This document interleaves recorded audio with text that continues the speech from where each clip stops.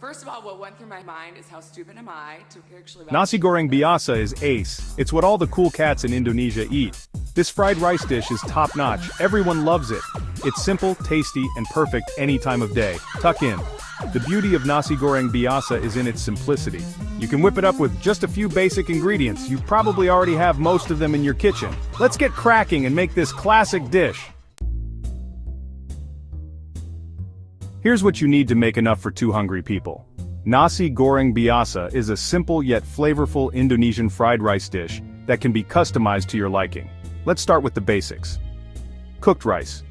You want 2 cups of this, and it's best if it's been chilling in the fridge overnight. Cold rice helps to keep the grains separate and gives the dish a better texture when fried.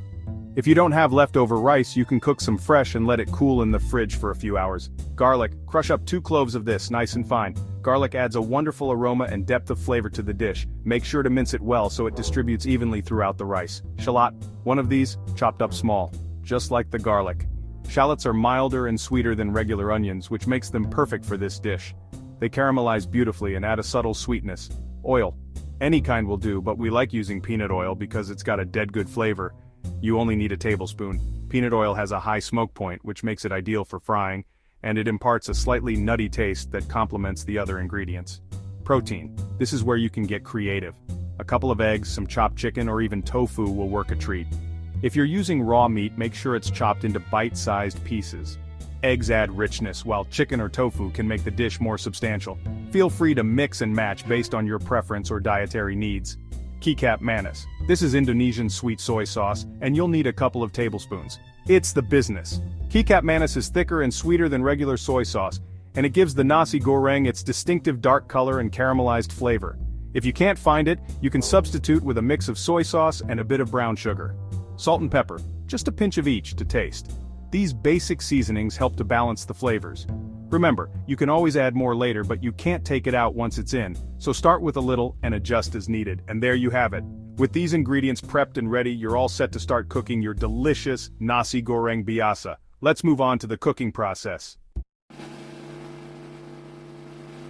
Right, let's talk about the rice. Rice is a staple in many cuisines around the world, and it forms the base of countless delicious dishes. But when it comes to making the perfect Nasi Goreng biasa, not just any rice will do. You can't just use any old freshly cooked rice for Nasi Goreng biasa. Freshly cooked rice is too moist and sticky, which can make your fried rice clump together and become mushy. It needs to be day-old, which means it's been sitting in the fridge for at least a few hours. Ideally, you want to use rice that has been refrigerated overnight. This allows the rice to firm up and lose excess moisture.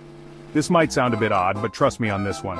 The process of refrigerating the rice changes its texture, making it perfect for frying. When rice is left in the fridge, it dries out a bit. This drying process is crucial because it prevents the rice from becoming too sticky when you fry it. This is exactly what we want. Dry rice is the secret to achieving that perfect non-sticky texture in your fried rice. Dry rice soaks up the flavors better and gives you a much better texture. As the rice fries, it absorbs the seasonings and sauces, resulting in a dish that's bursting with flavor. So next time you're planning to make Nasi Goreng biasa, remember to prepare your rice a day in advance. Your taste buds will thank you.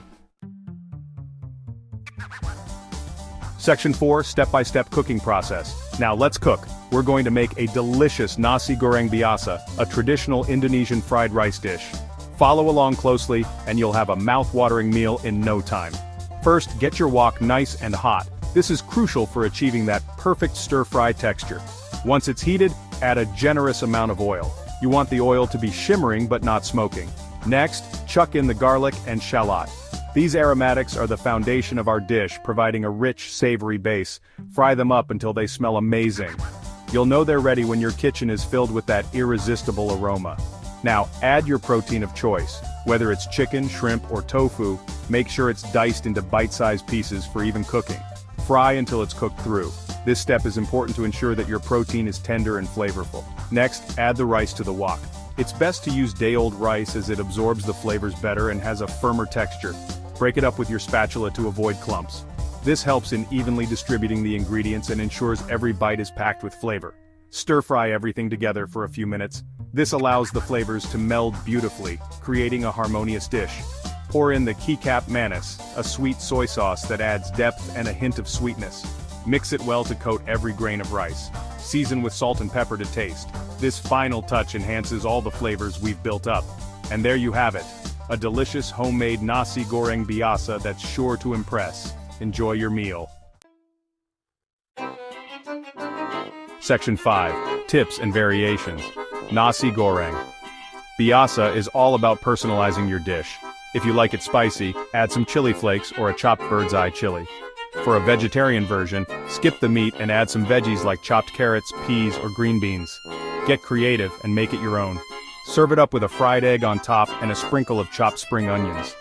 Bob's your uncle.